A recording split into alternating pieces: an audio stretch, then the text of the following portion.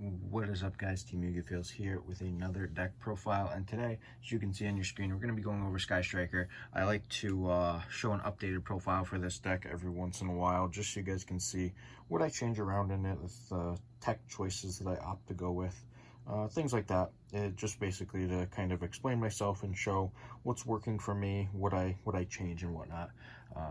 I know that I uploaded a video a few weeks back of me playing against Pendulum Player on Dueling Book with Sky Striker, and I've changed the list since then. And this was probably, I want to say, like 3 weeks ago, roughly, something like that. Maybe a month, I don't quite remember. But I'm going to show you guys the Striker list that I'm currently toying around with. I really like this list, but let's hop right into it. So for the Strikers, Triple Ray, this is just mandatory. Like there's nothing to really explain there. Double Rose, that's really good to out your opponent's Dragoon. You obviously don't want them to even get the Dragoon, but in the instance that they do, you have Rose to combat it, which is really cool. Moving on to like our hand trap cards here. I just put the 2 Imperms first. I didn't want to play 3, honestly. I don't like playing 3 Imperm in this deck.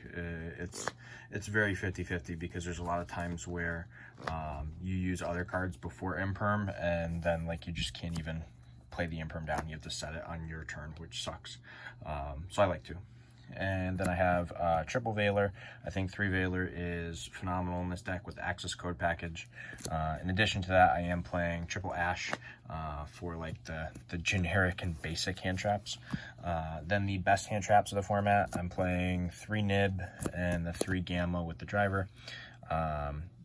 Definitely best hand traps of the format. I'm not a like gigantic fan of the Gamma and driver package. Like when you draw the driver, it just sucks. Even if you draw the Gamma with it, it's like, okay, now I'm like down a card that could have been a better card. But like if you can cut your opponent off from playing the game, you might as well.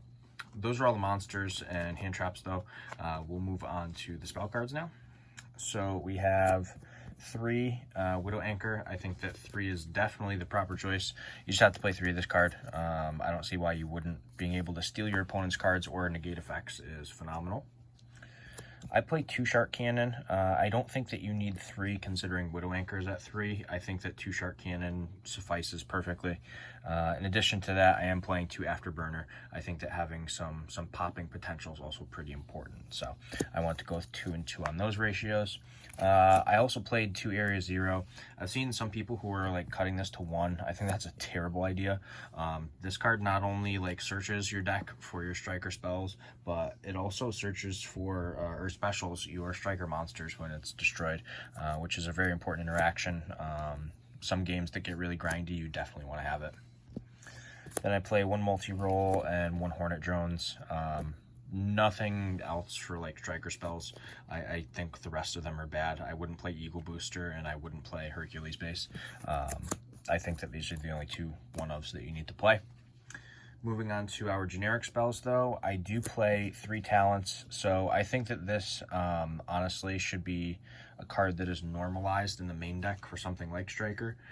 The reason being is that like you're going to want to go second every single game. Let's say you make it so your opponent can only set up 1 negation, and then your opponent activates their negation on something prior to you like going off through your full combos. You can just drop Talent, either take their monster, draw 2, or take another card out of their hand, and then you can just keep playing because you're playing Striker. They're going to have to like bait your first negation probably, because you could just drop a Widow Anchor, they negate the Widow Anchor, and then you just go Talents. And then basically you just have even further momentum to destroy them. Then I play 2 Cyclone. I think that you just need some backward removal in the main deck, and Striker definitely benefits from getting more spells engraved too, which is a big bonus. Then I do play the Mine and Terraforming. I thought about playing set rotation, I just didn't want to do it. I think 1 Mine is perfect. You don't really have to do much more than that.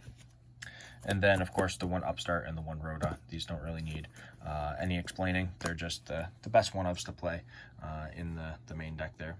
Moving on to the extra deck, though, this is the most basic Sky Striker extra deck that you're ever going to see, especially for the current meta. So we're playing 3 of each of the major ones, being the Kagari, the Hayate, and the Shizuku.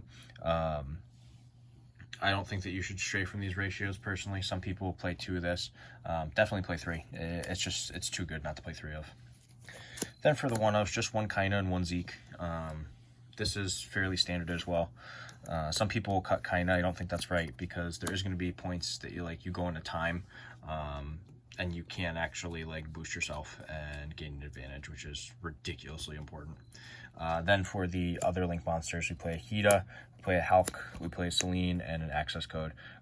This is the generic package. There's honestly, this extra deck is the most basic Striker extra deck, and I prefer to keep it that way just because it works, and I don't like to stray from something that works. So I typically keep that extra deck the same every single time I play Striker. That is the extra deck that we're going to hop on over to the side. As I mentioned in every single video, the side deck is subjective. It's dependent on your meta, what you know that you play most frequently at whatever tournament, locals, whatever the case is. If you're just playing with your friends for fun and play testing, I just base it on what I know that I think I'm going to see most often, and this is kind of how I've acclimated the side deck to the meta. So for some more hand traps, we have 3 Lancia and 3 Droll. These are probably the best side deckable hand traps right now. I think that overall side decking these in almost every single deck is a proper choice, and considering we play a ridiculous amount of hand traps in Striker, we can just substitute ones out that we don't need as much, which is phenomenal. Then, of course, if you watch my profiles, Pankratops, almost in every single side deck that I play, minus 1 or 2 here and there, but typically it's always in the side deck for good reason. I don't need to even explain it. Everyone already knows by now. Then spells, double Lightning Storm and a Harpy's Feather Duster. This is really good. I don't think that this needs an excessive amount of explanation. The Lightning Storm can be used as a bait if you want to use it as a bait. Or if your opponent is playing a lot of back row, it just wipes the back row. Honestly, you have a lot of options here. Definitely a good choice. If you can't afford it, just like if you can't afford Lightning Storm, play another Cyclone, and then something else that removes back row. Or you could just get Evenlies instead. Evenlies are a good choice to play as well, so keep that in mind. Then for the traps, in case we know we're going to go first, we have 3 Judgment and 2 Tikaboo. This is pretty standard. I wanted to play a third of this, but that would involve me taking out the Pankratops, and I really don't want to take out the Pankratops. Even though a third of this wouldn't be bad, I think that if you are going first and you're forced to go first, that just siding these in is good enough. You can swap out the Gamma package and maybe 1 other hand trap, but I think that this is probably your best bet. But that basically rounds it up for the main deck, the extra deck, and the side deck for my updated Striker list. This deck, in my opinion, is phenomenal for this format, because the amount of hand traps you can play, it kind of just busts through your opponent's board, and your opponent just kind of sits there and throws their hands up, because what are they going to do? You just Nibiru them and Gamma them all in one turn.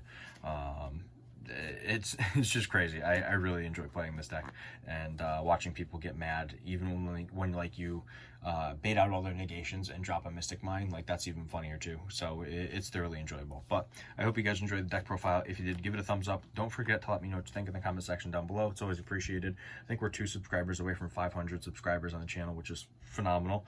I'm super excited about that, so I appreciate everything you guys have done to get me up in those numbers. It is definitely a blessing, so thank you very much, guys. I appreciate all the love and support, and for right now, this is Team Yugi Fails signing out.